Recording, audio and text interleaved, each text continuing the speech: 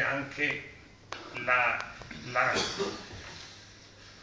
i mezzi per poterlo fare i parcheggi e compagnia bella. Se non per la stessa ragione potremmo dire un'ordinanza del comune, si chiude il riscaldamento al centro d'inverno perché inquina, tutti devono morire di freddo. No, se devo chiudere il riscaldamento darò una qualcosa di alternativa, no? Ecco, così si è fatto. Quindi noi avremo bisogno di un vero amministratore. E non lo abbiamo ancora provato, però per il suo curriculum si spera che Onsel abbia le caratteristiche per farlo, perché ho visto come ha affrontato i problemi udinesi.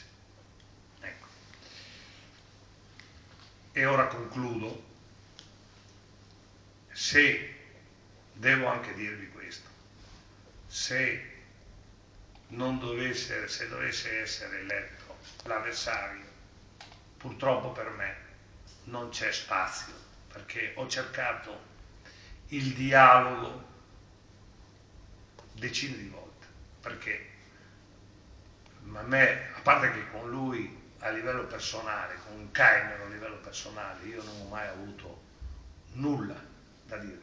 Ha cercato di fare la scalata dell'Udinese, non gli è riuscita e si è dichiarato nemico per la vita. Però non è che io, con o senza Caimero, sono andato avanti ugualmente. Averlo o non averlo amico non cambia nulla. Comunque ho cercato il contatto perché sono un uomo pragmatico, voglio appunto raggiungere i risultati di un certo lavoro, eccetera. È stato impossibile. Quindi tutte queste dichiarazioni d'amore che lui fa, che le fa pubbliche, non ha mai sollevato il telefono dicendo: Pozzo, voglio venire a vedere, scusami, forse mi hai malinterpretato. Non è neanche corretto quello che fa di mandare in giro questi comunicati. Non so come la pensate voi. Merori. No comment. No comment. Bravo. E quindi vengo a questa conclusione, che siccome abbiamo il rinnovo anche della convenzione provvisoria, eccetera, e siccome purtroppo non è che non prendiamo questo aspetto in forma superficiale, leggera, ma nessuno va contro l'Udinese. No, se ne fregano.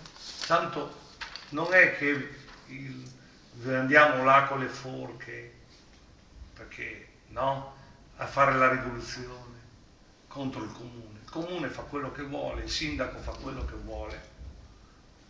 Il sindaco precedente ha fatto quello che ha voluto, la legge gli ha dato regolarmente torto, ma non è successo niente né al sindaco e l'Udinese ha continuato a subire, a soffrire, eccetera, perché per l'Udinese il nuovo progetto è molto importante anche per gli sviluppi futuri.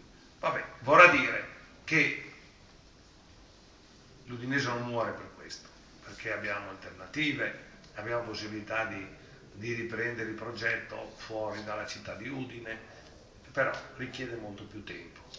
È chiaro che provvisoriamente, se succede questo, e devo dire grazie ai triestini che hanno detto, anche il questore 6 mesi fa, speriamo che sia ancora il stesso parere, nessun problema, non c'è questione di sicurezza, niente, venite a giocare a Trieste, quindi andremo per il periodo strettamente necessario, abbandoneremo lo stadio, andremo a giocare a Trieste, ai nostri tifosi pagheremo o il biglietto del treno, questo qui è una promessa solenne che faccio in questo momento, o pagheremo la trasferta in macchina per 4 persone. Una macchina ogni 4 persone paga l'Udinese a Trieste.